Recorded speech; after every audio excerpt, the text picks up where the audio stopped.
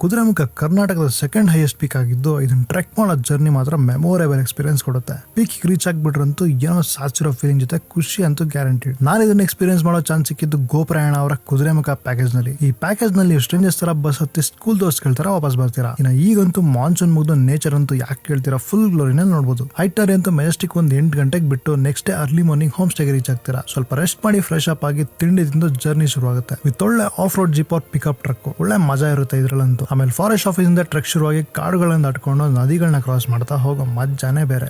ಮಧ್ಯ ನದಿಲ್ ನೀರ್ ಕುಡಿತಾ ಒಳ್ಳೆ ಎಕ್ಸ್ಪೀರಿಯನ್ಸ್. ನೀರ್ ಕುಡಿಯೋಕಂತೂ ಏನೊಂದು 10ಕ್ಕಿಂತ ಹೆಚ್ಚು ಸ್ಟ್ರೀಮ್ ಸಿಗುತ್ತೆ ದಾರಿಲಿ. ಮಧ್ಯ ಸಿಗೋ ಒಂಟಿ ಮರ ಅಂತೂ ಎಮೋಷನ್. ಸ್ವಲ್ಪ ಹೊತ್ತು ರೆಸ್ಟ್ ಮಾಡಕ್ ಒಳ್ಳೆ ಸ್ಪಾಟ್ ವಿತ್ ಸ್ಟನ್ನಿಂಗ್ ವ್ಯೂಸ್. ಇದಾದ್ಮೇಲೆ ಸೀನಿಕ್ ವ್ಯೂಸ್ ಹೆಚ್ಚಾಗ್ತಾ ಹೋಗುತ್ತೆ ಅಂಡ್ ಕ್ಲೈಂಬಿಂಗ್ ಎಲ್ಲ ಇರುತ್ತೆ. ಇವನ್ನೆಲ್ಲ ದಾಟ್ಕೊಂಡು ಕಡೆಕ್ ಪೀಕ್ ರೀಚ್ ಆಗಿ ಪ್ಯಾಕ್ ಮಾಡ್ಕೊಂಡಿರೋ ಊಟ ಮಾಡ್ಬಿಟ್ರೆ ಸ್ವರ್ಗ. ಹಂಗೆ ಸ್ವಲ್ಪ ಹೊತ್ತು ಕಾಲ ಕಳ್ಕೊಂಡು ರಿಟರ್ನ್ ಬರ್ಬೋದು. ಮತ್ತೆ ಜೀಪ್ ರೈಡ್ ಮಾಡ್ಕೊಂಡು ಹೋಮ್ ಸ್ಟೇ ಒಳ್ಳೆ ಟೀ ಬಜಿ ತಿನ್ಕೊಂಡು ಫ್ರೆಶ್ ಆಗ್ಬಿಟ್ರೆ ಪೀಸ್ಫುಲ್. ಊಟ ಮಾಡಿ ಮಲ್ಕೊಂಡು ನೆಕ್ಸ್ಟ್ ಡೇ ಪ್ಲಾನ್ಸ್ ಏನಿರುತ್ತಪ್ಪ ಅಂದ್ರೆ ಕಳಸ ದೇವಸ್ಥಾನ ಮತ್ತೆ hanging bridge on the Vena ಇದ್ದು ನೋಡ್ಕೊಂಡು ಹೋಗ್ಬೋದು. ಅದಾದ್ಮೇಲೆ ಒಂದು ಟೀ ಎಸ್ಟೇಟ್ ವಿಸಿಟ್ ಇರುತ್ತೆ. ಒಳ್ಳೆ ಟೀ ಕುಡ್ಕೊಂಡು ಮುಂದೆ ಹೋದ್ರೆ ಬೇಲೂರು ಕೂಡ ತೋರಿಸಿ ಸಂಜೆ ಅಷ್ಟರಲ್ಲಿ ಬೆಂಗಳೂರು ರೀಚ್ ಆಗ್ತೀರಾ with loaded memories. Package details ಗೋಪ್ರಯಾಣಗೆ ಮೆಸೇಜ್ ಮಾಡಿ ನೀವು ಒಂದು ಟ್ರಿಪ್ ಮಾಡಿ. ಬಾಯ್.